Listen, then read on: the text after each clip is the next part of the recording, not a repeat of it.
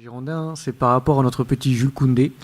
Je ne sais pas si vous Ouais. l'avez vu jouer, je voulais savoir un petit peu ce que vous en pensez, parce qu'on trouve justement qu'il était un petit peu dans le mou, on en parlait justement début d'émission, on trouvait que il a 19 ans, 20 ans 19. maintenant. Ouais. On va Voilà, donc voir, bon. ça va faire un an maintenant qu'il joue. On sent que la confirmation est un petit peu difficile. Je voulais savoir justement ce que vous en pensez, et peut-être s'il nous écoute, peut-être lui donner un petit conseil, peut-être tant qu'à faire, je sais pas. Après, il est encore jeune. Il est encore jeune, mais voilà, on est dans un club quand même important. Il est dans un club important, donc il faut qu'il le réalise. Et peut-être qu'il y a des, peut-être qu'il est, il se sent. Alors, je dirais pas déjà arrivé parce que je pense qu'il en a conscience aussi, mais Il faut qu'il confirme chaque match est aussi. ouais, il faut qu'il confirme. Chaque match est une remise en question, surtout à cet âge-là. Ouais. Je suis passé par là, donc je sais très bien ce qu'il en est.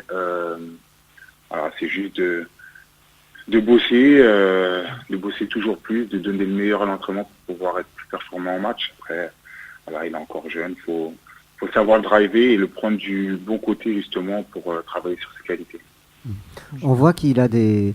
Moi, il me fait penser en défenseur central. Moi, je me souviens de Kodjo Afanou, de Marius Trésor.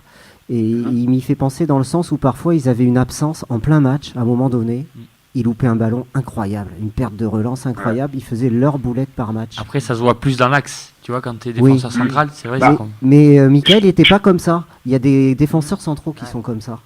Comment. Alors, je vais rectifier un peu.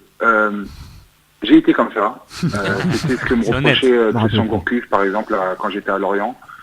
Il me disait que voilà, j'étais tout le temps focus sur le match et que j'avais toujours une perte de concentration de 5 minutes. Mais quand on est à ce poste-là, la moindre erreur C'est ça. peut coûter très cher.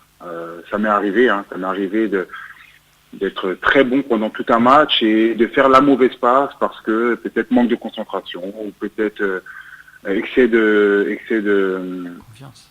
je sais pas, de facilité ou d'aisance, je sais pas. Et voilà, ça c'est c'est la difficulté pour les jeunes joueurs. Quand on prend de l'âge, on s'en rend un peu plus compte. Du coup, on fait plus attention à ces moments-là et on prend moins de risques. Voilà, à cet âge-là, on est un peu plus fougueux, donc on prend plus de risques, on se rend pas compte des conséquences. Donc c'est peut-être aussi ça qui fait que à certains moments, il perd des ballons importants. Mais est-ce que justement ce manque de concentration à un moment donné, c'est dû à un problème physique, c'est-à-dire qu'il y a un petit moment de rechute en fait pendant le match, ou est-ce que c'est vraiment quelque chose, un excès de confiance, où on se dit c'est bon, on est dans une zone de sûreté, tout va bien et tout va se passer tranquillement? Bah, ça peut être l'un ou l'autre. Je veux dire que voilà, on peut perdre la concentration parce qu'on a un excès de confiance, on peut perdre la concentration parce que on est fatigué, on manque de lucidité. Voilà, quand à la 88e, un attaquant aussi peut venir devant le but et rater complètement la case alors qu'à la 20e, il l'aurait mise.